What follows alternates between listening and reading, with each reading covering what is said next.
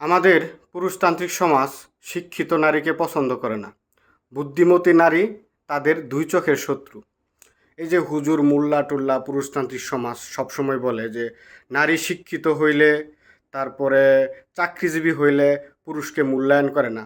নারী যত শিক্ষিত হইতেছে তত নাকি ডিভোর্সের হার বাড়তেছে। বাস্তবতা কি মানে আমাদের সমাজে ডিভোর্সের হার বাড়ছে কেন, এই জিনিসটা তো একটু বোঝা উচিত আগে। দেখেন, পৃথিবীর সব কিছুই কিন্তু পরিবর্তন হচ্ছে, আপডেট হচ্ছে। শুধুমাত্র নারীর বেলায় আমরা কোনো কিছু আপডেট করতেছি না। আপনার হাতে যে ফোনটা আছে, 1 বছর আগে যেই সফটওয়্যারটা আপনি ব্যবহার করতেন, এখন কিন্তু আপনি সেই সফটওয়্যার ব্যবহার করেন না। আপনি এক সময় বাটন ফোন ব্যবহার করতেন, এখন অ্যান্ড্রয়েড ফোন ব্যবহার করতেছেন। তো ফোনের মতো একটা সামান্য জড় বস্তু, এটা যদি আপডেট হয়, যুগের সাথে তাল মিলিয়ে চলে, হ্যাঁ, তাহলে শুধুমাত্র নারীর ক্ষেত্রে আপনারা সেই প্রাচীন যুগের ধ্যান ধারণা রীতি 2026 সালে আইসা প্রয়োগ কেন করেন? অর্থাৎ 1400 বছর আগের রীতিনীতি 2026 সালে আইসা যদি নারীর উপর প্রয়োগ করেন, তাহলে একটা শিক্ষিত নারী কি সে কখনো মাইনা নেবে এটা? নারী সচেতন হচ্ছে, ঠিক আছে, পুরুষের নিপীড়ন থাইকা কিভাবে নিজেকে মোকাবেলা করা যায়। নারীরা এখন শিক্ষিত হচ্ছে, তারা সচেতন হচ্ছে, তারা প্রতিবাদ করতে জানে। আমাদের ওই দাদির আমলে, চাচির আমলে বা 100 বছর আগে পুরুষরা যেভাবে নারীদেরকে নির্যাতন করতে পারতো, বহু বিবাহ করতে পারতো, যা ইচ্ছা তা করতো, এখন 2026 সালে এসে কিন্তু ওরকম করতে পারতেছে না। কারণ ওই যে 100 বছর আগের নারীরা, তারা শিক্ষিত ছিল না, সচেতন ছিল না, নিজের মতামত, নিজের অধিকার, স্বাধীনতা এগুলার ব্যাপারে তাদের কোনো মানে জ্ঞানই ছিল না। তারা ওই অশিক্ষিত ছিল, পুরুষের উপর নির্ভরশীল ছিল অর্থনৈতিকভাবে। 4, 5, 10টা বাচ্চা হইতো, হ্যাঁ, তাকে মানুষ যা বলতো তাই মেনে নিত। অর্থাৎ ওই 50 বছর আগের আপনার দাদি চাচিরা কেন স্বামী ভক্ত ছিল না? তারা মন থেকে স্বামী ভক্ত ছিল না। তারা পুরুষের বহু বিবাহ মাইনা নিত পরিস্থিতিগত কারণে।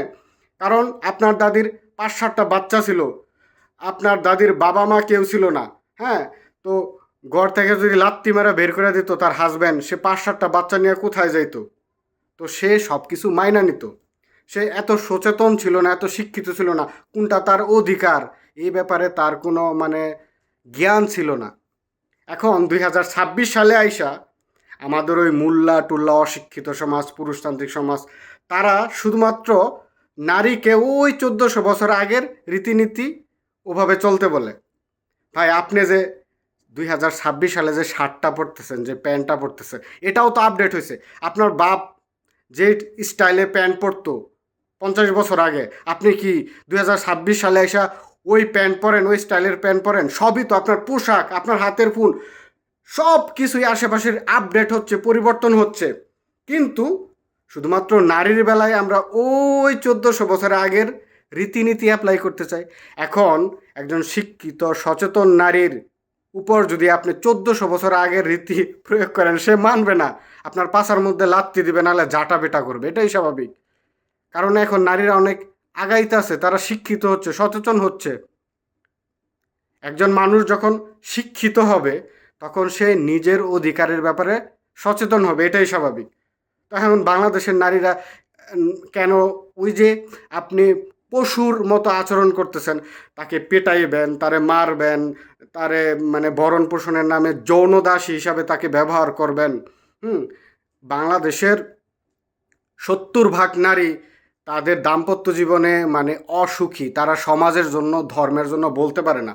পুরুষের দ্বারা তারা নির্যাতিত মানসিক এবং শারীরিকভাবে। শুধুমাত্র অর্থনৈতিক অর্থনৈতিকভাবে তারা স্বাবলম্বী না, এই জন্য। যেই নারীগুলো একটু সচেতন, অর্থনৈতিকভাবে স্বাবলম্বী, যখনই তারা পুরুষের বদমাইশি, অত্যাচারের বিরুদ্ধে কথা বলে, তখন ওই নারীগুলা খারাপ হয়ে যায়। এখন হুজুররা কেমন নারী পছন্দ করে? 4টা বিয়ে করবে, মানে বউ এটা মাইনা নিবে। লাত্তি গুতা উষ্টা দিবে, বউ এটা মাইনা নিবে। তারপরে অধিক সন্তান জন্মদান দিবে, পড়াশোনা করবে না, শুধু মানে সেবা যত্ন করবে স্বামীর, যা বলবে তাই, মানে উঠতে করলে উঠবে, বসতে বসতে বললে বসবে। তারপরে স্বামীর অনুমতি ছাড়া ঘর থেকে বের হবে না, মানে এভাবে যদি আপনি চলেন তাহলে একটা হুজুরের চোখে, আমাদের সমাজের চোখে ভালো নারী মানে ভালো নারীর সংজ্ঞা কি আমাদের সমাজে? ভালো নারীর সংজ্ঞা হচ্ছে যে স্বামীর কোথায় উঠবে বসবে, যে 5-7টা বাচ্চা জন্ম দেবে, যে বেশি শিক্ষিত না, যে মনে করেন বহু বিবাহের অনুমতি দেবে, স্বামী পিটাইবে মারবে তারপরেও স্বামীকে কখনো ছাইড়া যাবে না। আরে ভাই, কার কি এত ঠেকা পড়ছে? আপনি একটা নারীর সাথে প্রতারণা করবেন, তারপরে তারে পিটাইবেন মারবেন বহু বিবাহ করবেন, তাও আপনাকে ভালোবাসতে হবে? আপনি কে রে ভাই? আপনি কে?